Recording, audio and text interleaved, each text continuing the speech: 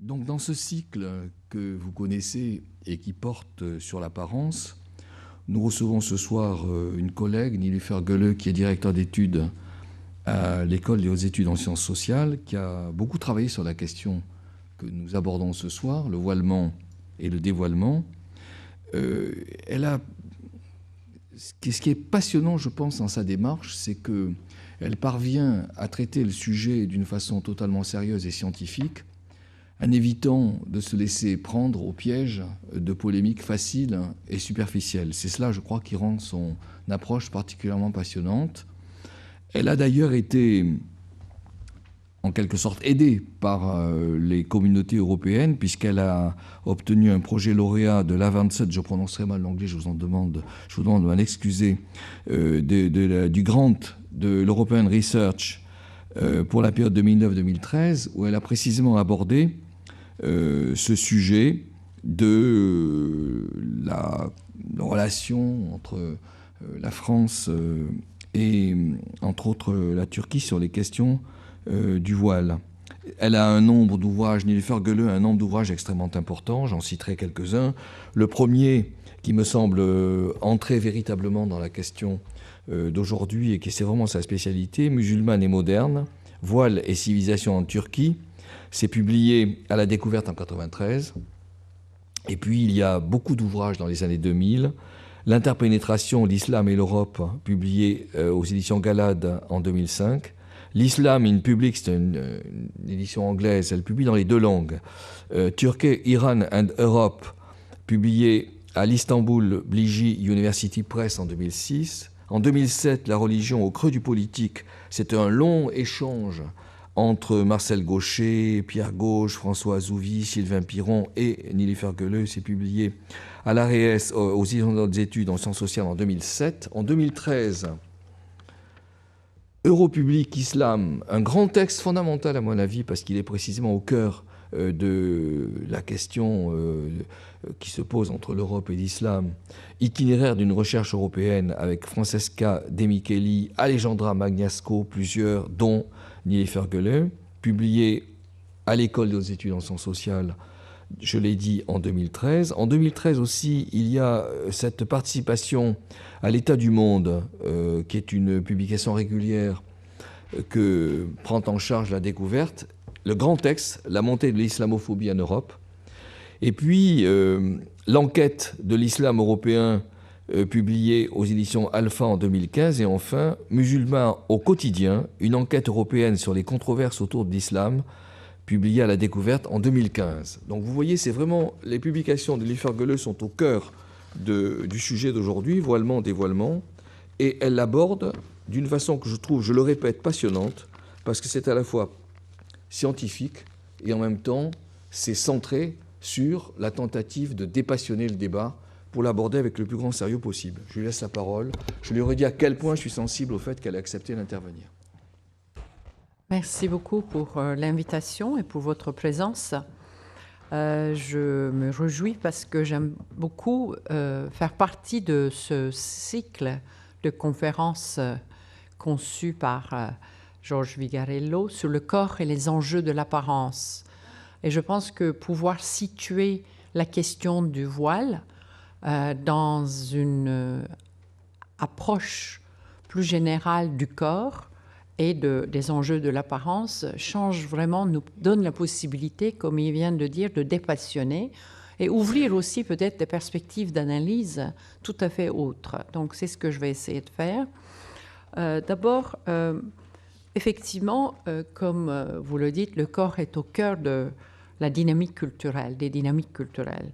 C'est-à-dire, depuis, on sait, les travaux de Marcel Mauss, que les usages du corps, donc les gestes les plus naturels, on pense que ce sont des gestes qui vont de soi, mais au fond sont fabriqués par les normes collectives. Donc le corps, c'est à la fois le réceptacle de ces normes collectives, on incorpore, on intériorise les normes, et parfois le corps devient l'acteur et on essaye d'aller au-delà de ces normes, on cherche à franchir les normes.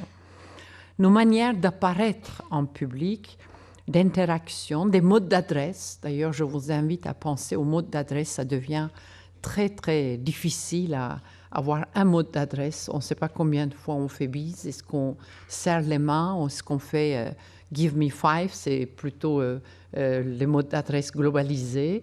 Donc, ça, c'est mon rêve, de faire un film sur les mots d'adresse dans le monde entier, comment c'est différent. Et quand vous voyagez, vous ne savez pas comment vous ajustez votre corps et vos manières de saluer l'autre. Donc, les mots d'adresse, c'est quand même le premier geste de civilité, de dire à l'autre que, voilà, je vous reconnais. Et c'est l'apaisement des passions. Donc, déjà, les mots d'adresse, les manières de saluer les autres, tout ça, ça s'inscrit dans une histoire des mœurs. C'est-à-dire que ça change dans le temps et c'est quand même aussi, ça a des choses très historiques, mais aussi culturelles. Ça change d'une culture à l'autre. C'est Norbert Elias qui parle de la civilisation des mœurs, c'est-à-dire le processus par lequel le corps devient le lieu privilégié dans la définition de bonnes manières.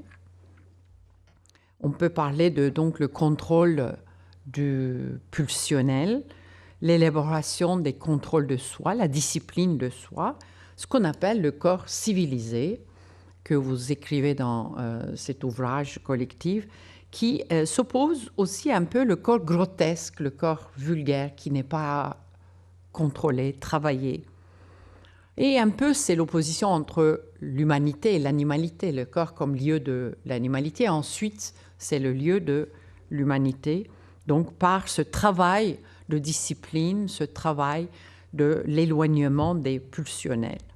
Mais comme Foucault dit, le corps normé qui incorpore les normes, qui intériorise les normes collectives, c'est aussi un lieu de pouvoir, est un lieu corrigé par le pouvoir, surveillé, discipliné par le pouvoir.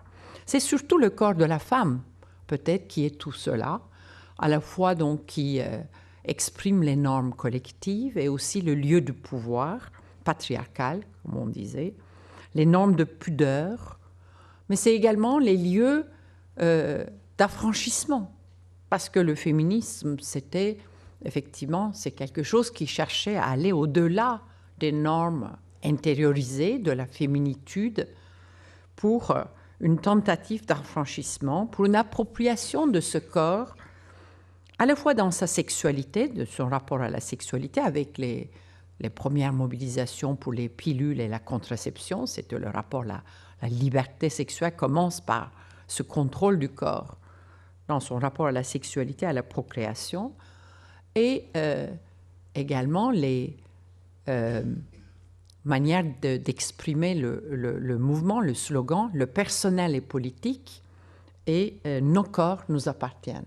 Je pense que ces deux registres sont très importants pour comprendre comment tout ce qui est personnel, tout ce qui est vraiment enfoui dans le corps, ça peut être le lieu même de domination, de la soumission, de la souffrance des femmes, et tout ce travail du privé, de l'intime, des choses du tabou vers le public signifie l'émancipation, l'affranchissement des femmes par leur corps, ôter les corsets, les cheveux courts, donc tout ce qui était aussi dans l'apparence, et cette apparence dans la vie publique par un autre, je dirais, régime de l'apparence physique du corps, on voit l'émancipation féminine. Donc, on peut, tout ce que je viens de vous dire, un peu d'une manière très rapide, un trait, ça concerne un peu l'histoire du corps en Occident, la civilisation des mœurs, l'affranchissement des féministes.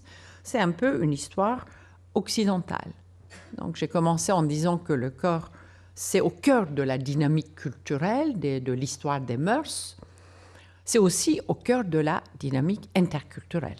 Voilà. Donc, c'est au cœur aussi des dynamiques, des confrontations entre les civilisations, la question de la différence et le voilement, justement, le voile des femmes musulmanes, même si le voile était aussi une pratique tout à fait partagée dans beaucoup de pays occidentaux, par les chrétiens, par les pays de l'Est, jusqu'à une date récente, dans les pays nordiques. On a déjà beaucoup d'exemples, mais malgré ça, aujourd'hui, on pense le voile celui qui parle du voilement, on pense au voile islamique. Donc il y a une certaine, je dirais, altérisation de la question du voile, comme si ça n'a jamais existé en Occident, et c'est un phénomène intrinsèquement qui relève de l'islam, du monde oriental. En tout cas, c'est donc au cœur d'une dynamique de rencontre, d'interaction, de confrontation entre l'Orient et l'Occident également. Et c'est pas que le corps n'est pas juste une histoire donc de l'histoire occidentale, mais également au cœur de la dynamique entre les cultures, je dirais, entre les civilisations même.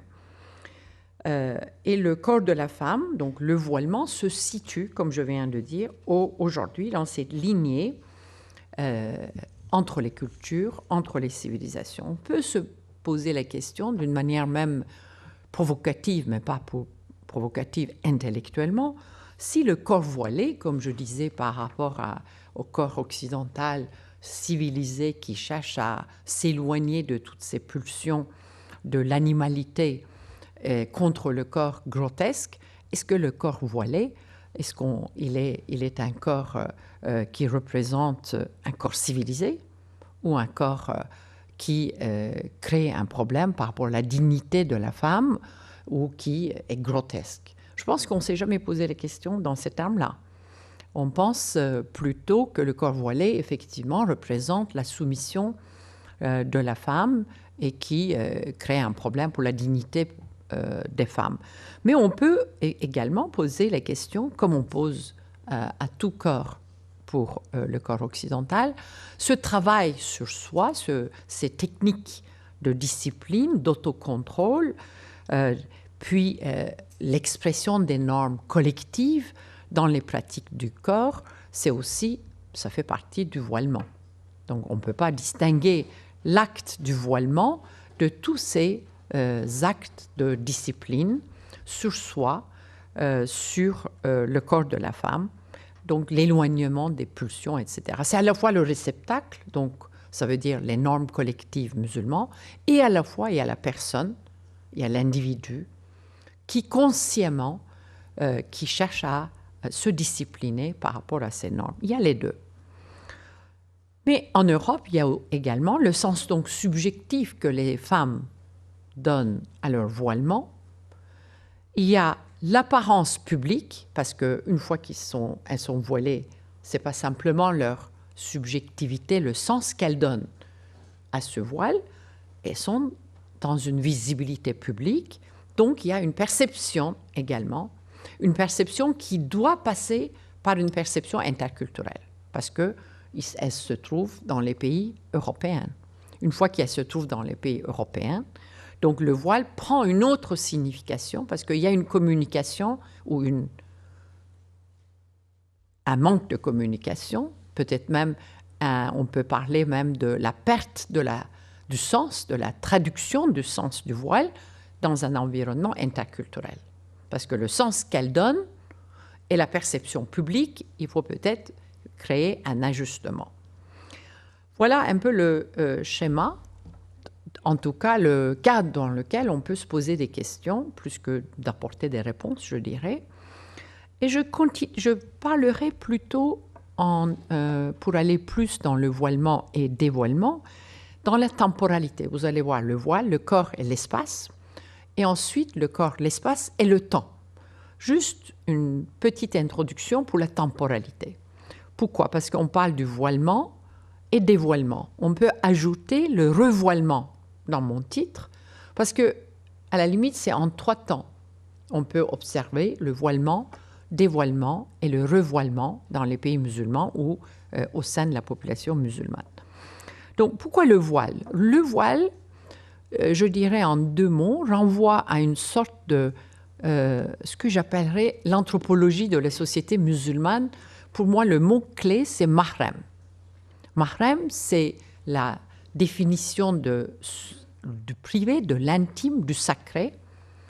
Et il ne s'agit pas simplement le corps, ce qui doit être protégé du regard de l'autrui, mais également l'espace intérieur des maisons.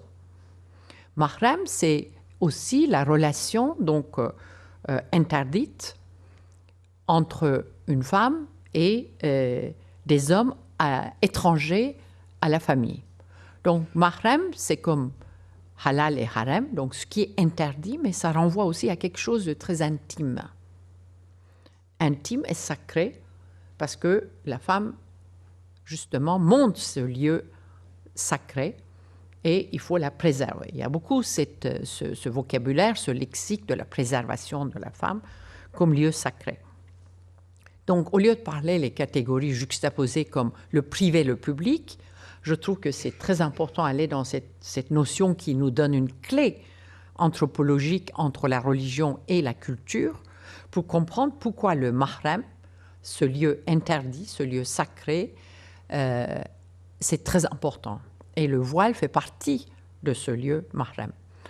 Et deuxièmement, le mahrem, donc, c'est aussi une question de l'architecture. Dans les maisons musulmanes ou dans les villes islamiques, on sait que intérieur et extérieur sont très importants. Ce n'est pas privé-public, c'est intérieur et extérieur. Et à l'intérieur même des maisons, il y a des salons qui sont donnés donc, par rapport à l'extérieur, pour la réception des gens de l'extérieur. Et il y a donc harem, comme on appelle harem, même dans les maisons, où il n'y a que la famille ou les femmes entre elles. Donc, on voit que la notion de mahrem est une notion qui organise les espaces intérieurs-extérieurs et quelque chose de genré. Genré, c'est-à-dire la question de la femme est au cœur de cette organisation spatiale dans les sociétés musulmanes. Donc le voile signifie une sorte de rideau qui sépare l'intérieur de l'extérieur, mais une sorte aussi de préservation de certaines parties du corps qui peut être vue de l'extérieur. Donc c'est une question d'apparence et de tout ce qui est caché et faire apparaître. L'histoire de la modernisation dans les pays musulmans a signifié le dévoilement. Et ça, on voit partout, de la Turquie à l'Égypte, en Tunisie, en Iran, les années 20. Les années 20, c'est ça la petite temporalité que je veux introduire, déjà signifiait la modernisation, c'était l'émancipation des femmes de cet espace réservé de l'intérieur vers l'espace public, l'apparition de la femme dans la vie urbaine et le dévoilement. Le dévoilement était très important. Jusqu'à une date récente, en Turquie, le voile, comme vous savez, était interdit dans les universités, dans les fonctions publiques. Ça change depuis les années 80. Jusqu'aux années 80, des années 20 jusqu'aux années 80, avec la révolution iranienne, donc les années 80, et le renouveau du mouvement islamique, le dévoilement était quand même beaucoup plus, je dirais, une pratique qui signifiait la modernisation, sécularisation et l'organisation même de la vie. Vous pouvez lire toute une littérature. Qu'est-ce que ça signifie? Dans le cas turc, je connais, aussi dans le cas égyptien, comment les femmes apparaissaient dans la vie urbaine, dans des déjeuners, des salons de thé, sans voile et attablées avec des hommes, ou alors le valse. Le valse, c'est très important. Le tango. D'ailleurs, il y a maintenant un renouveau, un retour au tango, c'est-à-dire comment les hommes et les femmes dansent ensemble. Il y a deux aspects, donc. Le voile comme quelque chose qui préserve la femme, mais aussi dans un espace particulier et cache le corps du regard de l'autrui, mais également la mixité. Donc, une grammaire entre les hommes et les femmes, les grammaires d'interaction qui doivent être aussi gérées par ce voile. Ce voile, c'est aussi une autre, disons, chorégraphie des relations entre les hommes et les femmes. Comme vous savez, il ne faut pas donc serrer les mains, donc il n'y a pas de contact corporel, il ne faut pas peut-être partager les mêmes espaces, même pour la prière, dans les mosquées c'est séparé, mais également dans la vie sociale, on a beaucoup de surveillance pour que cette non-mixité soit assurée. Donc c'était l'inverse quand vous lisez les romans et tout ça, c'est le plaisir que les femmes ont pour transgresser ces interdits dans les années 20, 30, 40, et ensuite ça devient une banalité, le retour du voile dans les années 80. Avec effectivement la révolution iranienne, mais les mouvements aussi de renouveau islamique. Qu'est-ce qu'on voit? Donc il y a déjà ce croisement entre le projet sociétal et l'apparence de la femme ou comment le corps, voilé ou dévoilé, joue un rôle très important, central, pivotal dans un projet de société. Et l'islamisation reprend les mêmes lieux de débat. Est-ce qu'on peut, donc le revoilement et pas le dévoilement. Le revoilement, ce n'est pas le même voile que les grands-parents. D'ailleurs, si on fait une étude, apparemment il y a une exposition, c'est très intéressante, intragénérationnelle, vous pouvez voir ce que je viens de dire. C'est-à-dire les mères ou les grands-mères n'étaient pas voilées ou voilées d'une manière traditionnelle, ce qu'on appelle le foulard, le fichu traditionnel. Le traditionnel, d'ailleurs, on voit souvent les cheveux, c'est juste un fichu, on ne s'interroge pas sur le sens religieux, c'est plutôt un accessoire traditionnel, coutume, disons, c'est coutumier.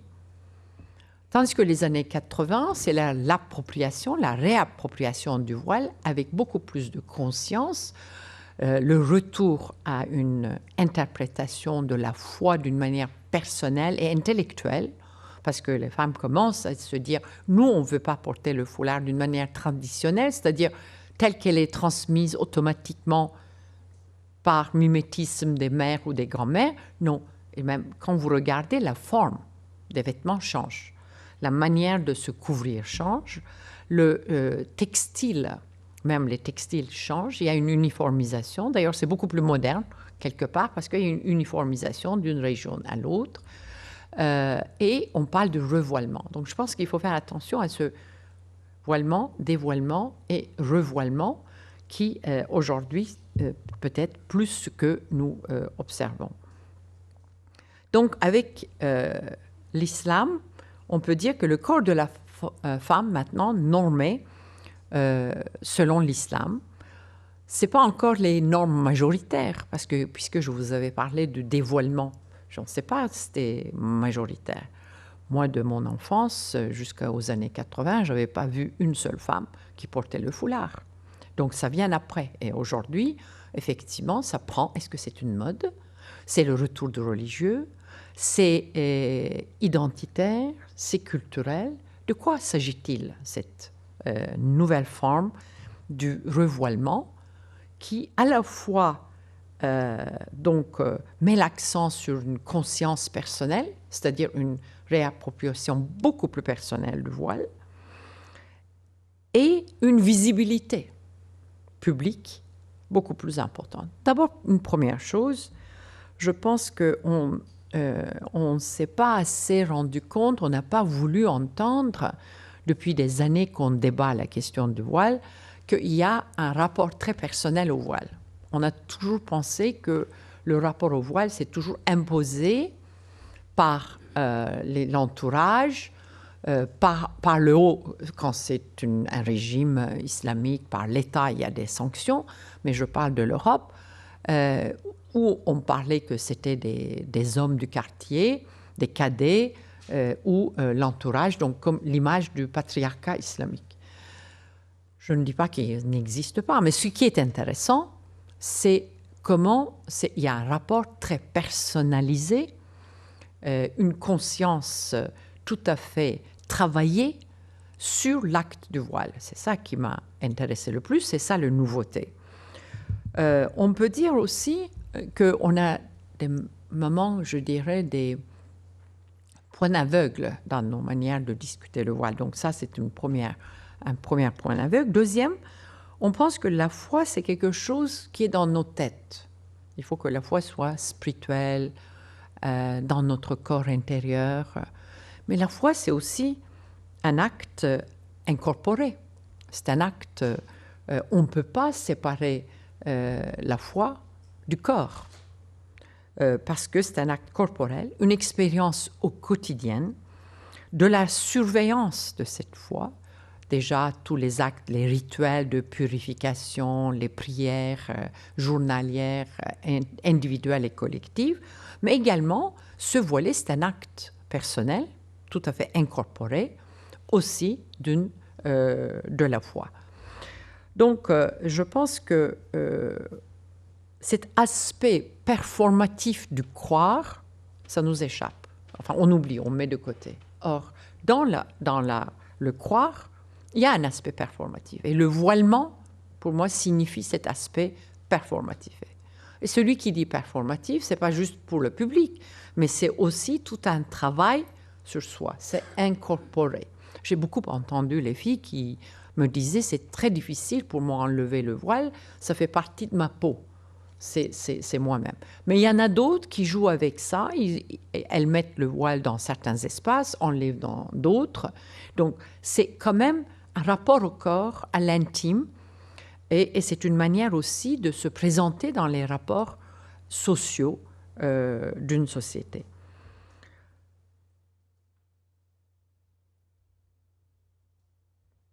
Donc le voilement comme l'incorporation de la foi.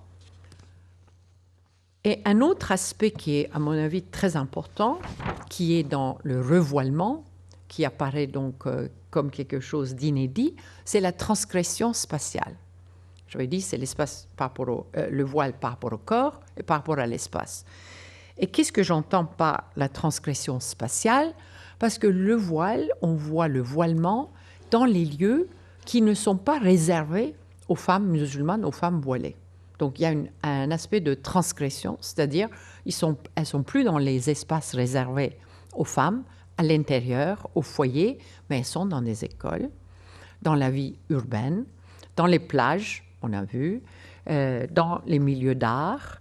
Elles sont dans l'exploration des modes de vie qu'elles ne connaissaient pas ou qu'elles n'étaient pas réservées pour les femmes musulmanes. Donc, à la limite, je dirais qu'il y a des ambivalences ou des réajustements nécessaires par rapport à la signification initiale du voile.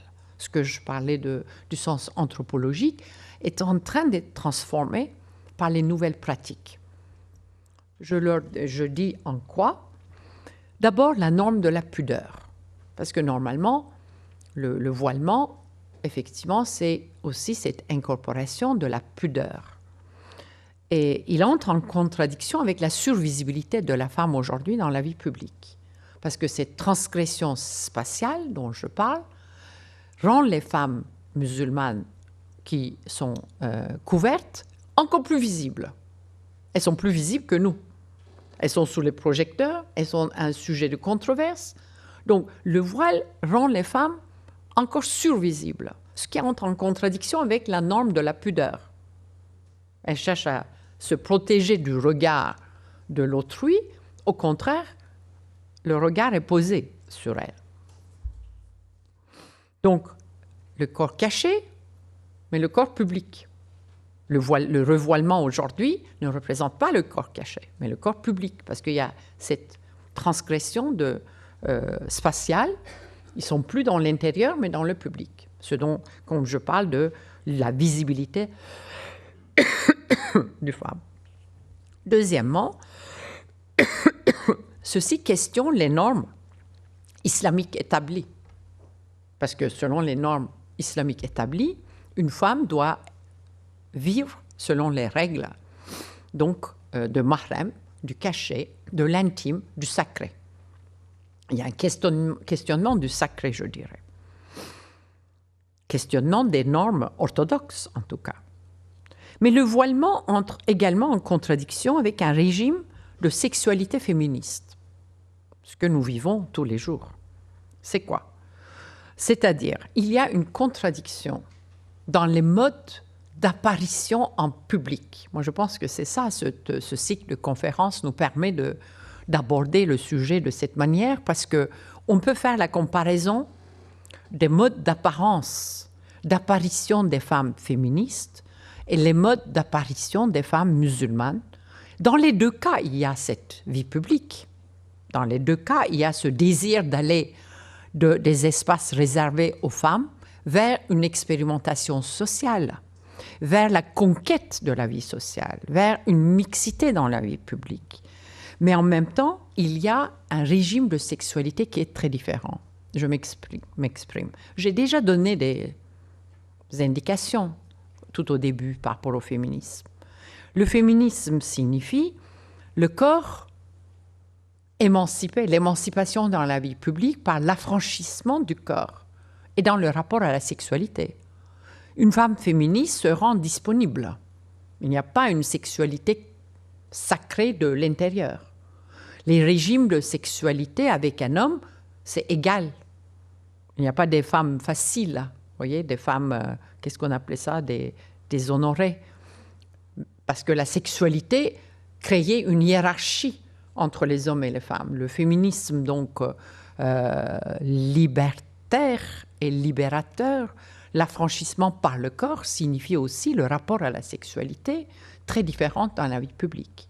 Cette disponibilité, c'est définition de la liberté, quelque part. Ce n'est pas que l'apparition vestimentaire, ce n'est pas que le choix vestimentaire, tandis que les femmes musulmanes cherchent à préserver.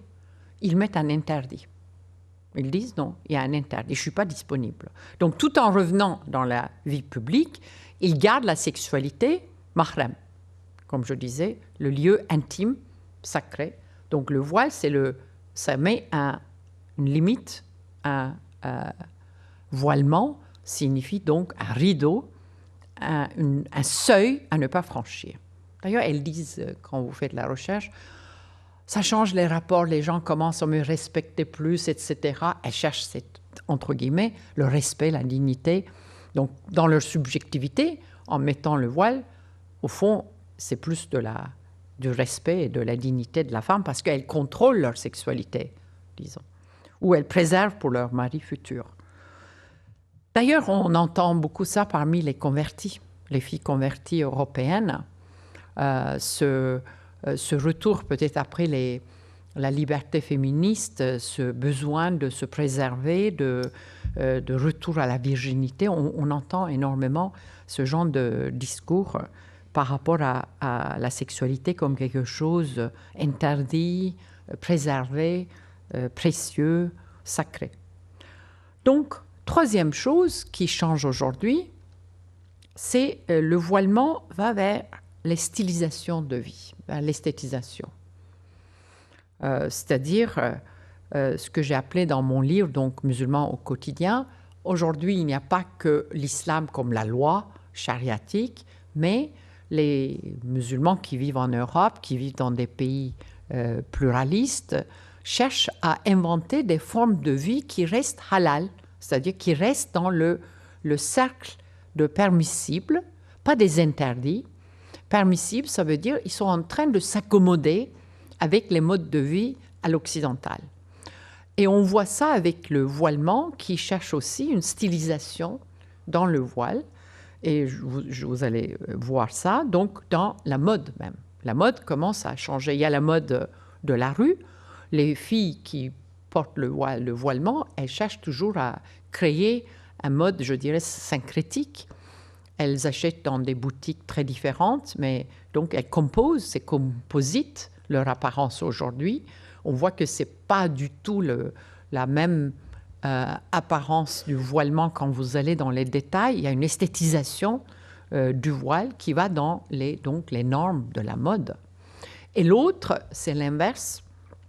Je dirais, c'est plutôt les lois religieuses. On voit des femmes de plus en plus qui cherchent à surveiller d'une manière beaucoup plus rigoriste, je dirais la piété acharnée, une piété qui ne veut plus être dans la vie publique, mais qui veut mettre le voile entre elle-même et le corps social, ce qu'on appelle le voile intégral. Le voile intégral, donc on ne peut pas comprendre sans ce rapport au corps, mais également à l'espace. Donc c'est une manière un peu phobique, je dirais, de toute interaction. C'est l'inverse du voile stylisé islamique. Et je pense qu'on ne fait pas non plus ce genre de différenciation. On pense que le voilement signifie le voile intégral. Si on commence avec l'un, ça va terminer avec le voile intégral. Et je pense que ça relève des logiques très différentes. Je voudrais montrer certaines images pour pas illustrer, parce qu'il ne faut jamais prendre les images pour l'illustration de notre pensée. C'est ça l'interdisciplinaire avec l'art. On commence à apprendre, nous, les gens de sciences sociales. Donc ça va être les travaux des artistes. Comment je fais Oui, d'abord, je voudrais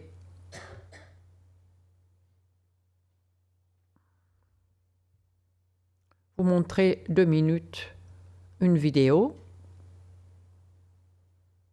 d'une artiste. Ça s'appelle, je n'arrive pas à mettre, mais vous pouvez voir, n'est-ce pas?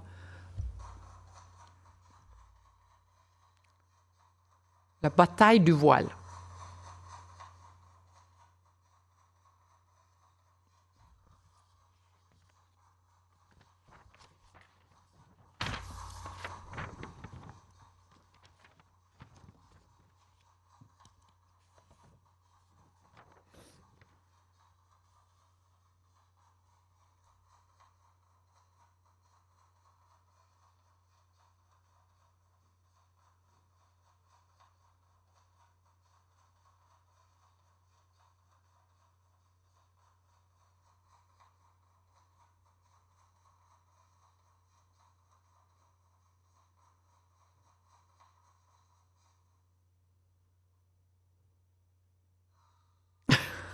Elle est épuisée. C'est une artiste donc turco-allemande, Nezaket Ekici. Donc ça s'appelle La bataille du voile. Et c'est tout à fait mes propos sur le voilement, dévoilement et revoilement. On ôte le voile, on remet le voile, on ôte le voile, on remet le voile. C'est sans cesse, c'est répétitif. Il n'y a pas de progrès. C'est circulaire. Et au fond, c'est les femmes qui sont épuisées. Enfin, j'interprète comme ça. Et je trouve que c'est très fort.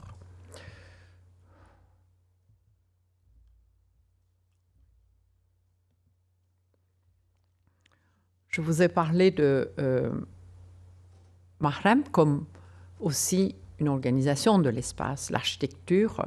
Et là, encore, c'est l'artiste Samta Benyaha,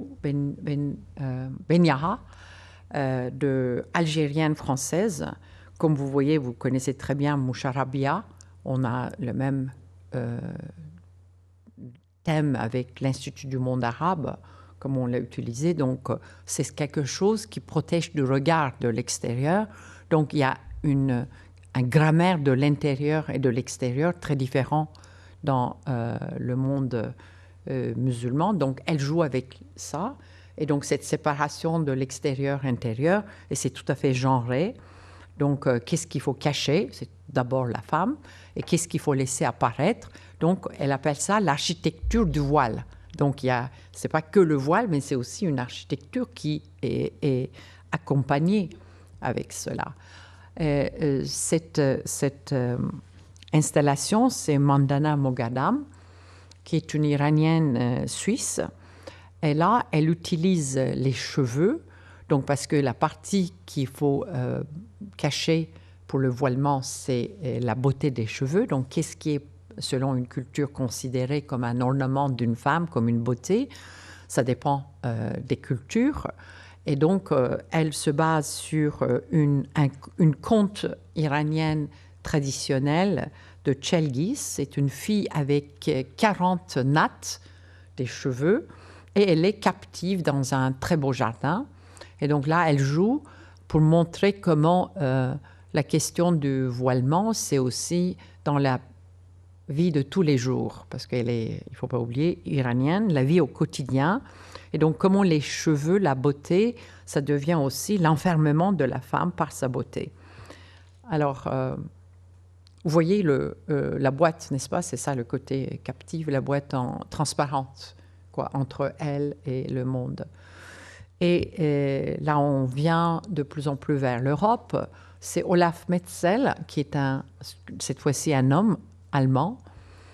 Il n'y a pas deux identités, il n'y a pas de trait d'union. Ce n'est pas algéro-française, turco-allemande, iranienne, suisse, mais allemande. Olaf Metzel qui a fait ça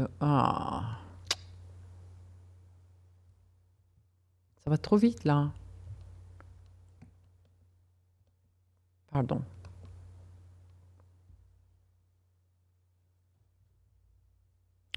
Voilà.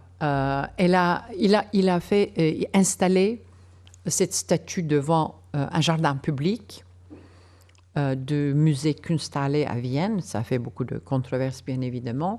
Et là, donc, c'est aussi la perception d'un homme allemand, d'un artiste par rapport au voile. C'est un peu le sens opposé du voilement. Mais au fond, je vous parlais aussi comment le voile aujourd'hui dans la vie publique signifie quelque chose de son opposé parce qu'il y a cette visibilité par rapport au public. Donc, on peut dire ça, c'est un geste orientaliste, etc. Mais en même temps, moi, je pense que c'est un peu ce qui se passe aujourd'hui, c'est-à-dire comment le voilement, c'est aussi la mise à nu ou une survisibilité pour les femmes.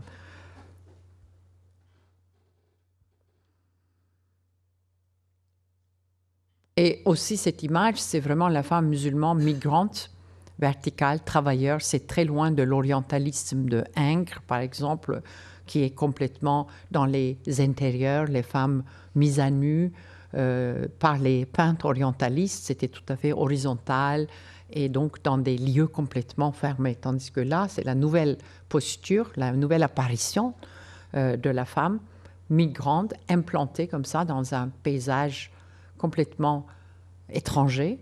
Et d'ailleurs, elle a un regard tout à fait perdu. C'est pas du tout sexy, je dirais, ni érotique ni exotique. Donc là, pour moi, c'est la fin de l'orientalisme par rapport à la description de la femme orientale.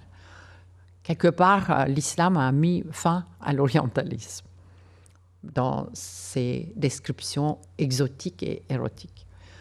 Et celui-ci, c'est l'artiste encore très métissé, c'est-à-dire Mehdi George Lahou. Ça, c'est vraiment des figures des musulmans aujourd'hui en Europe, avec plusieurs nationalités et puis plusieurs religions, parce que son père et sa mère ne sont pas de la même religion. Et lui-même, il dit « je viens de nulle part », parce que beaucoup de migrants musulmans aujourd'hui n'aiment pas issu de l'immigration, il refuse ça, donc, et lui-même, il dit « je viens de nulle part ». Et lui-même aussi, comme vous voyez, sauf Olaf Metzel, toutes les artistes font usage de leur corps pour la performance artistique. Et lui-même, c'est donc son corps qui fait des installations, des actes de performance avec son propre corps. Et là, je trouvais intéressant parce qu'effectivement, c'est la question genrée.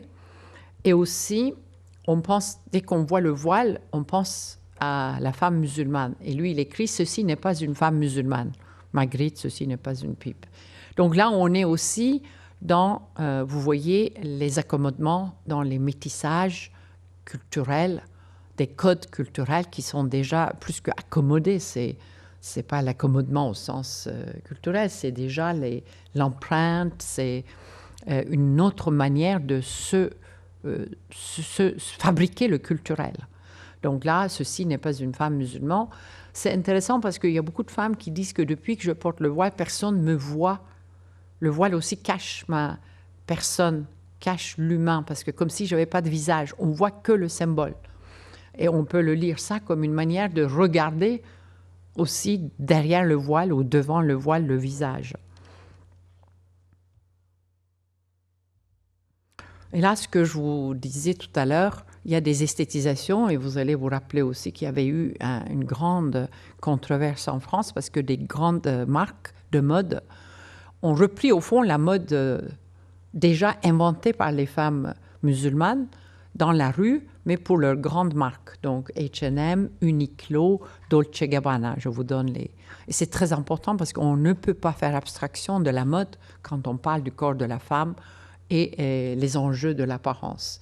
Et pour l'islam, le voilement, donc moi je m'attendais depuis longtemps, il y a beaucoup de défilés de mode en Turquie, il y a beaucoup de boutiques, déjà une esthétisation, mais ce n'était pas encore ce que j'appelle interpénétration, copénétration des codes.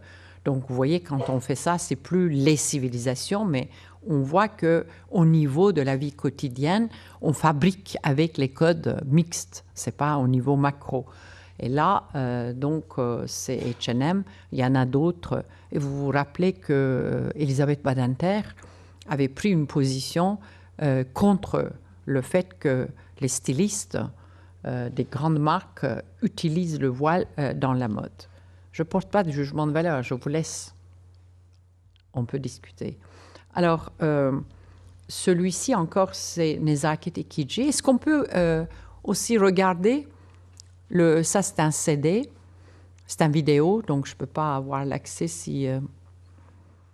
encore la performance par son propre corps de l'artiste. Parfait.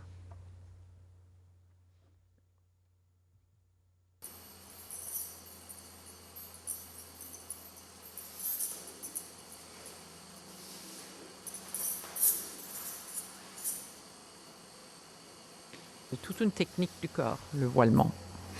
Et commence.